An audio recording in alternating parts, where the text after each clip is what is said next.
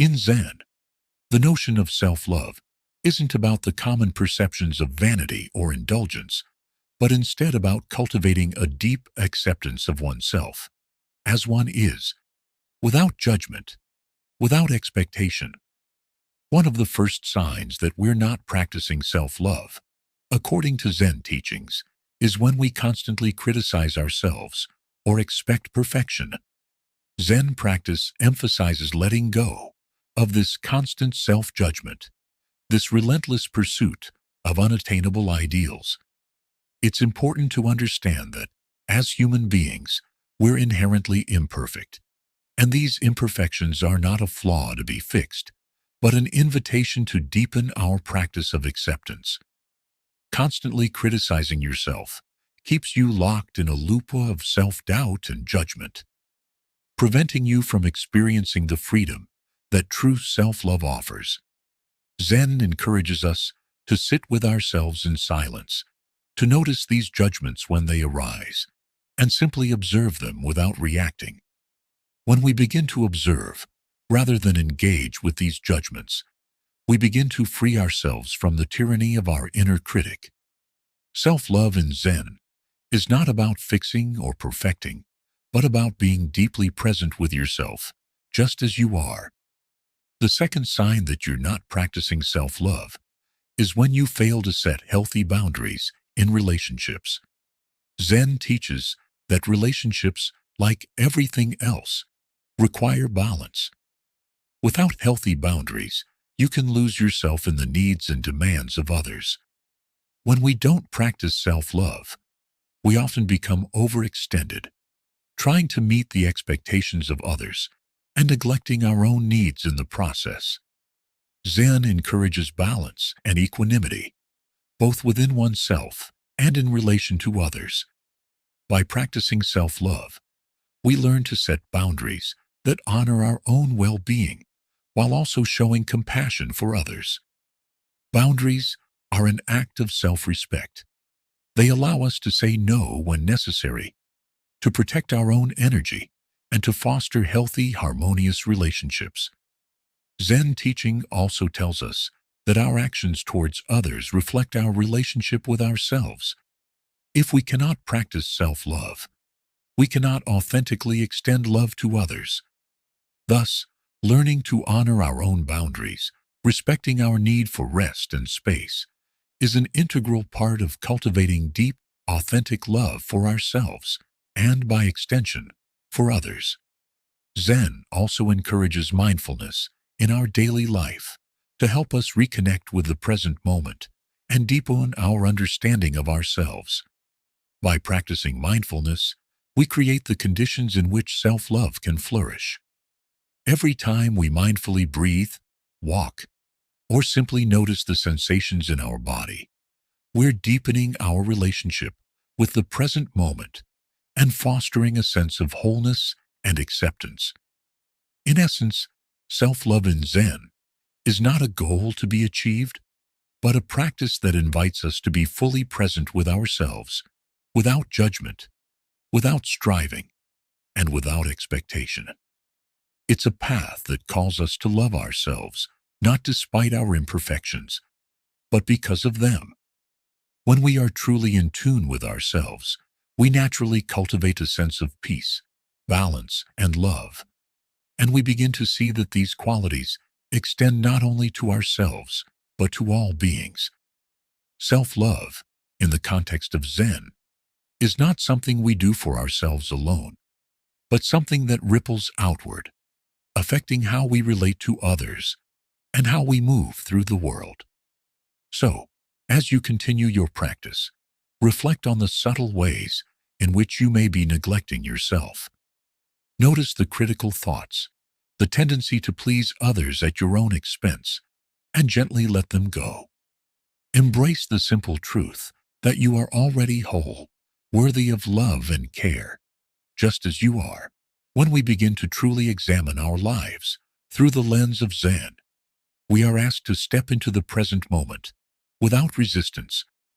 One of the most compassionate things you can do for yourself is to stop running, to stop fleeing from your own presence, by filling your days with noise, distraction, and relentless productivity.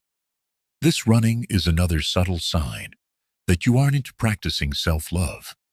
In the quiet of Zen meditation, we learn that being with ourselves, without the need to accomplish, impress, or perform, is not only enough, it is healing. Yet in the modern world, many find it difficult to just be. There is a deep-rooted discomfort with stillness, because in stillness, we meet what we've been avoiding: our fears, insecurities, regrets, and feelings of not being enough.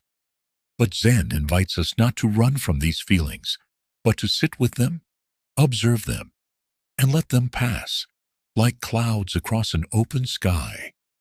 The self that is wounded and anxious does not need to be fixed. It needs to be held, witnessed, and accepted. Through this gentle observation, we start to notice how often we act from a place of lack, how often our choices are motivated by the belief that we must earn our worth. True self-love, according to Zen, is not a grand gesture, but a quiet remembering that our worth is not conditional. It is not something to achieve through success, appearance, or approval. It simply is. When you begin to offer yourself the same kindness you might offer to a dear friend or child, you break the cycle of self-rejection and open the door to peace. Zen does not ask us to become someone else. It asks us to return to who we already are, beneath the roles and masks. In daily life, this return can look like saying no when you're exhausted, forgiving yourself when you make a mistake, allowing yourself rest without guilt, or simply noticing when you are being hard on yourself and choosing instead to soften. These simple actions are not indulgent. They are revolutionary acts of love in a world that constantly demands more. You might find that as you practice self-love in this way, your relationships transform. You are less reactive, more patient, more grounded. Because when the internal war ends, you stop projecting that conflict onto others.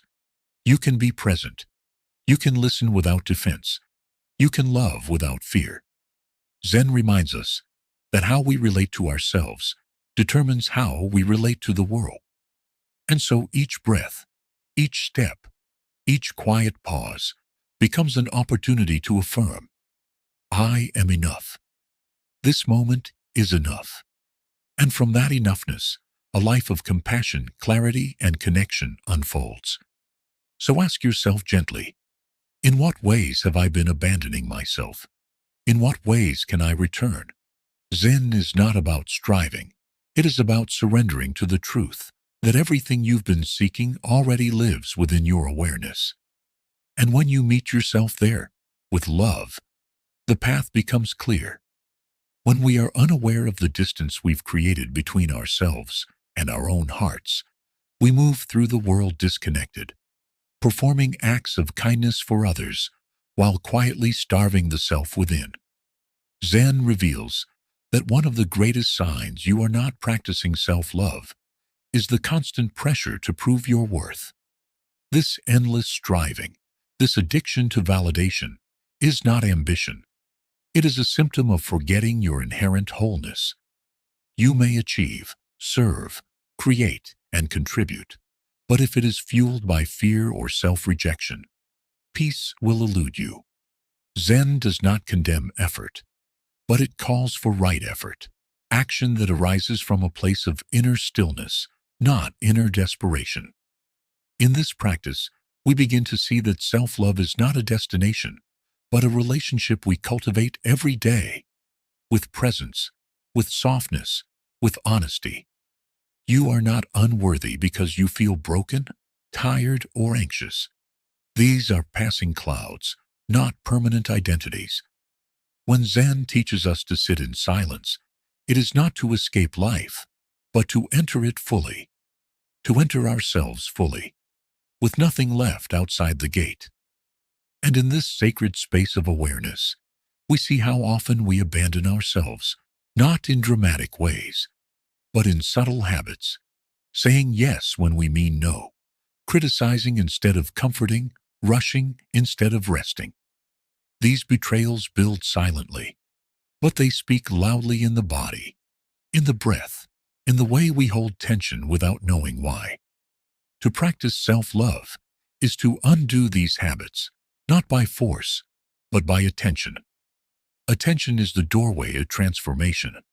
When you pay attention to your inner world, with curiosity instead of judgment, healing begins.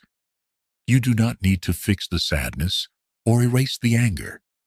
You simply need to make space for it, to witness it with compassion, as if holding a crying child. Zen teaches that nothing that arises in your heart is unworthy of your love. Every emotion is a visitor. Every thought is a ripple. You are the ocean, deep and still, able to hold it all without being defined by any of it. So as you breathe now, let the breath be an act of remembering. Remember that you are not broken for needing rest. You are not unworthy for feeling lost. You are human. And to be human is not a flaw. It is the path. Walk it gently. Let each breath guide you back. Let each moment of stillness be a homecoming. When you choose love over perfection, presence over performance, you awaken to the truth Zen has always whispered. You are already whole. Another sign you are not practicing self-love is the subtle resistance to being alone with yourself. You may fill your time with noise, distractions, endless scrolling, conversations that do not nourish, and tasks that do not matter. Not because these things bring joy, but because silence feels like discomfort and solitude feels like abandonment. But Zen teaches us that to sit quietly with oneself is not loneliness, it is intimacy. In stillness, you begin to hear the quieter truths, the ones buried beneath performance and pretense. You begin to hear the sadness you denied, the dreams you postponed, the voice you silenced to please others. And in that hearing, in that allowing, something soft begins to open. An inner space where healing begins, not through doing, but through being. In Zen, the cushion is not a retreat from life. It is a return to it. When we sit, we do not aim to become better, but to become aware. We notice the thoughts that arise, the feelings that pass, and we greet them not as enemies, but as old friends. Even our resistance holds wisdom. Even our pain carries messages we've been too busy to hear. To practice self-love is to stop running from yourself and start listening. It is to give yourself permission to feel without fixing, to rest without guilt, to fail without shame. You are not here to be perfect. You are here to be present. When Zen teaches just this, it means just this breath, just this moment, just this you as you are. Not as you think you should be, not as others wish you to be, but as you are now. In this awareness, love grows, not like fireworks, but like roots, slow, deep, unseen. And this rooted love becomes the foundation for everything else, for how you speak, how you work, how you connect, how you heal. It becomes the ground you stand on when the storms come, because the storms will come. Zen does not promise a life without suffering. It offers the tools to suffer wisely, to feel everything, and yet not be consumed by anything, to bow to your own humanity, again and again, without collapsing into it. This is the strength softness brings. This is the power of self-love. It does not shout. It does not prove. It simply stays with you, for you, no matter what. And so, the path continues, not as a dramatic leap, but as a series of quiet returns, returning to the breath, to the body, to this moment, just as it is. If you find yourself unable to forgive your own past, clinging to every mistake, as though your identity depends on it, this too is a sign of withheld self-love.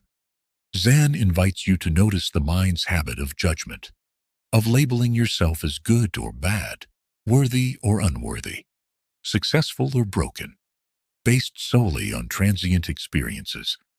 But just as the clouds shift and dissolve in a vast sky, so too your moments of shame, your episodes of anger, your days of doubt, they come and go. You are not these clouds. You are the sky itself, spacious, unchanging, holding all weather with quiet acceptance. In the Zen tradition, there is a saying, sit and let everything fall away. That includes the old stories you've repeated to yourself. That includes the need to be constantly productive, constantly validated, constantly improving. In the stillness, you begin to see that you are already whole, not after you heal, not after you succeed, not after you make someone proud, but now, in this very breath. What would it mean to live from that wholeness? To speak to yourself not with criticism, but with the reverence you would offer a sacred being? Because you are one. When you see yourself clearly without distortion, you begin to soften. And this softening is not weakness. It is the space in which wisdom grows. Compassion, after all, starts at home. You cannot offer to others what you deny yourself. A heart that has been met with kindness becomes a heart that naturally overflows. Zen is not a doctrine of isolation, but of connection. And yet that connection begins within. Love, like breath, must circulate inward before it can be shared outward. So notice, gently, how you speak to yourself when you fall short. Notice whether you push yourself when you need rest, whether you compare your journey to others and forget the sacredness of your own path. These are not sins. They are invitations. Each moment of disconnection is a bell calling you back to presence, back to care, back to love. And you do not need to rush. Zen teaches us to walk slowly, with awareness, placing one foot in front of the other on the earth of this moment. The goal is not perfection. It is intimacy with your breath, with your body, with your being. And in that intimacy, you find what was never missing, yourself. If this message resonates, subscribe for daily Zen reflections and guided wisdom to help you reconnect, reflect, and become fully yourself. Until then, remember, if your compassion does not include yourself, it is incomplete.